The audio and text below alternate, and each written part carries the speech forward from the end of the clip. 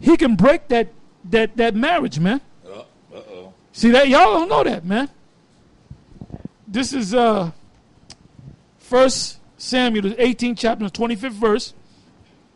And it says, and Saul said, Saul was the king at that time, thus shall ye say to David, the king desireth not any dowry. What is a dowry? Let's look up the word dowry. And I'm going to ask that down at the camp. I'm asking a lot of questions, man. I'm going to ask some guys. Y'all got to do that too. When we down at the camp, the audience, some guys have been out there all that time. I'm going to ask them all these questions, man. That's right. I'm gonna put them on the spot. So what is a dowry? You know, what does this mean? What does that mean, you know? I got the Hebrew word there. For dowry? Yeah, for dowry. All right, go ahead and read it. It's mahar, and it says purchase price for wife. Oh, purchase price for wife. Mm-hmm. Who got paid? Did you have a Macy's down there, and you can go to the women's section and buy you a wife? No. Who did you pay for the wife? Paid the father. You paid the father. Yeah. All right, you paid the father. Yep. Says. So if the father says, "Oh, my daughter is gonna marry this guy," did the woman have say in who she can marry? No. Hell no. Hell no, man. Well, that's why these women are so messed up today, because they're the ones picking these men, and they're picking losers. You know? The mother said, "Don't marry him. He's a bum." Or the father, "No, you don't tell me what to do. I'm grown," and this, that, and the other. Yep. And then you wind up getting pregnant, and then the nigga gets locked up. Or he bounces on you. Or he bounces, and you looking for his ass to pay child support, and then you come crying to your parents, and your father don't want to hear that shit, man. Yeah.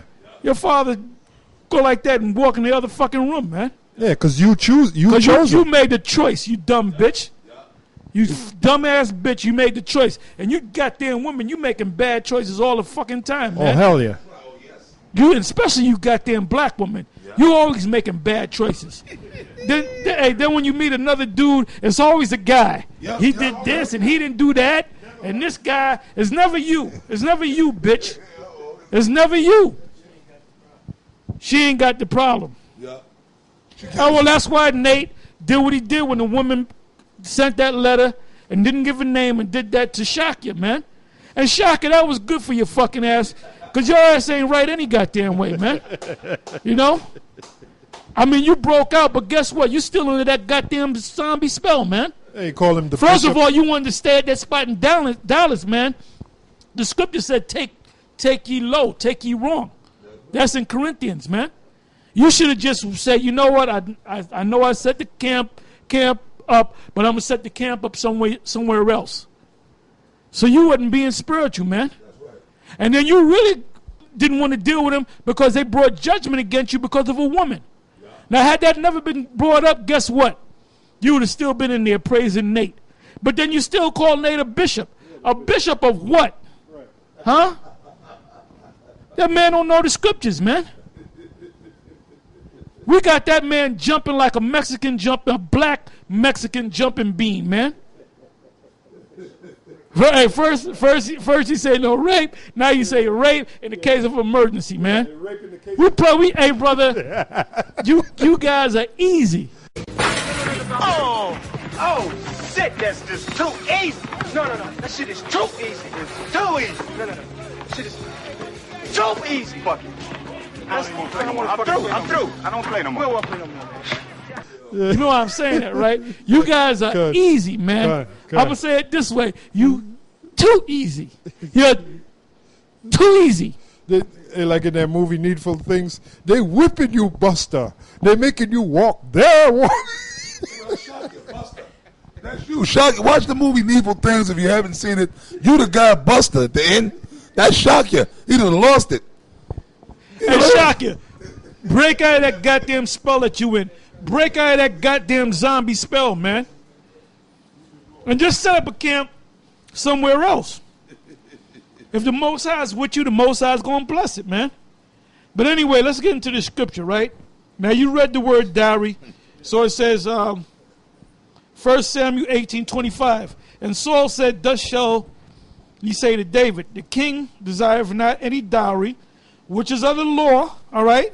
But Saul said, no, I don't want no dowry. But an 100 foreskin of the Philistines. And by the way, if Sonetta and Polite and them is watching, you Kemetic guys, the Philistines are the Kemites, man. Those are the real Kemites, the so-called Egyptians, to be avenged of the king's enemies. Because the king's, Israel's enemies at that time were the Philistines. Okay? But Saul thought to make David fall by the hand of the Philistines because the Philistines were rough. They were warriors, man. I jumped down to 27. So basically, he said, I'm going to give you my daughter, Michal, to wife, but I don't want a dowry from you. I want 100 foreskins of the Philistines. So basically, he had to kill 100 Philistines, pull their trousers off, or whatever they were wearing, and he had to take their penis and cut the foreskin off and put it in the bag and then give it to the king, which he did. But now when you read, well, let's read. Let's read on. It says,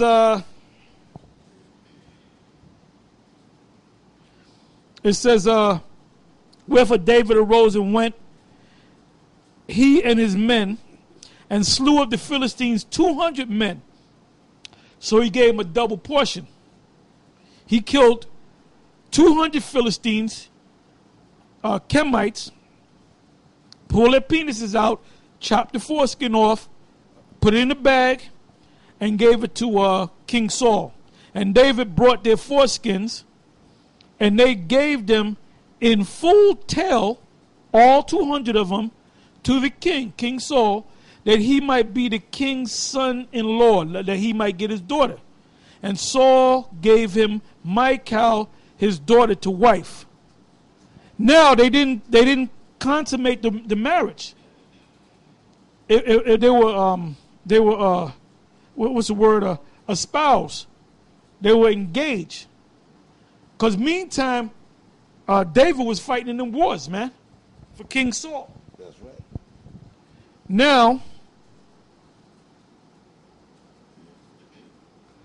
it says, I'm going to jump to 2 Samuel, the 3rd chapter, and I'm going to go to the 14th verse. And I'm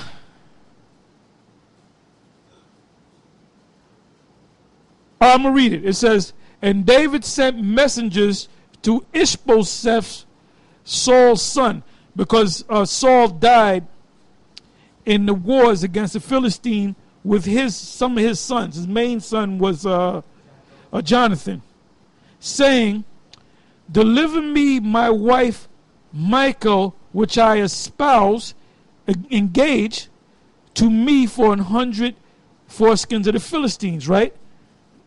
Let me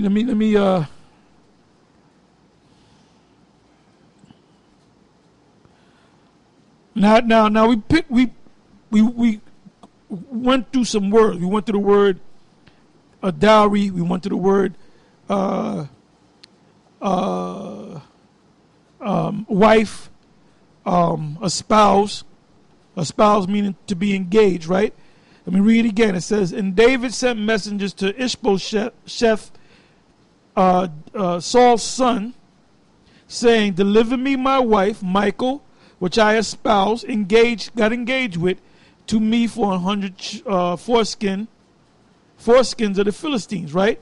15th verse. And Ishbosheth sent and took